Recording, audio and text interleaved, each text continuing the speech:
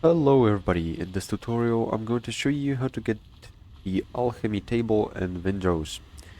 So first of all, what you need to do is find a misty orchid, which can be found in the coastal jungle biome, and this is going to unlock you the alchemy table, also with the clay pot and some potions. So once you've found the orchid, go to your workbench and create 2 clay pots. Then also you'll need to have at least 5 wood in your chest or your inventory. Then if you press B to open the building panel,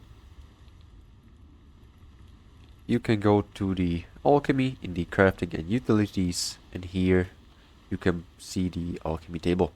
You can place it down in a shelter under a roof and you can use it. So this is gonna be all. Thank you for watching. Make sure to like and subscribe if you found this helpful, and see you in the next one.